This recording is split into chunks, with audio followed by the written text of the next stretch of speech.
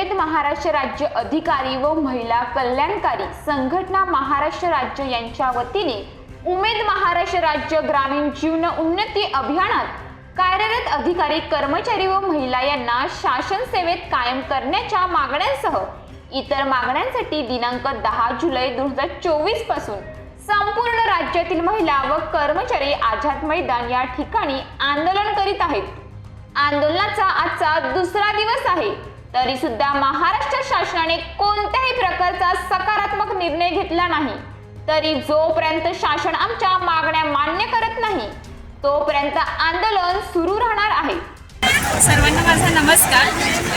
मी महाराष्ट्र राज्य ग्रामीण जीवनोन्नती अभियान उमेद या अंतर्गत महिला व कर्मचारी संघटना उमेद या अंतर्गत मी निर्मला शेला उपाध्यक्ष राज्य शासनास विनंती करत आहे।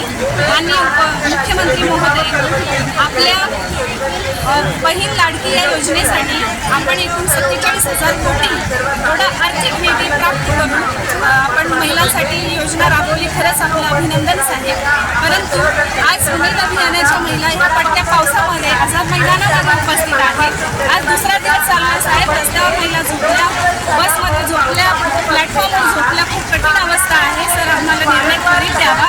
शासन निर्णय आपल्याला ज्या निवेदनाद्वारे आम्ही मागण्या ठेवलेल्या आहेत त्या मागण्या मंजूर करून आम्हाला इथून मुक्त करावं, एवढीच आमची राज्य शासनाकडे विनंती आहे। साहेब, पुढे आमचे भाऊ वाढवून आम्हाला भाऊबीज करायला, आमची मागणी पूर्ण करायला, आमच्या कोटीमध्ये तेवढं काम करायला एवढीच अपेक्षा आहे।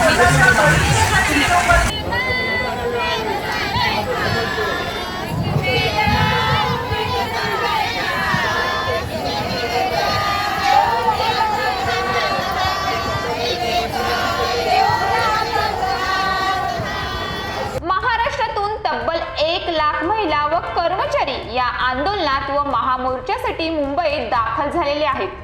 शासनाने उद्या सायंकाळी 5 वाजेपर्यंत मागण्या मान्य न केल्यास मंत्रालयावर सर्व महिला व कर्मचारी धडकणार आहेत। तरी शासनाने लवकरात लवकर आमच्या सर्व मागण्या मान्य कराव्यात असे आवाहन राज्य अध्यक्ष यांच्या वतीने करण्यात आले आहे।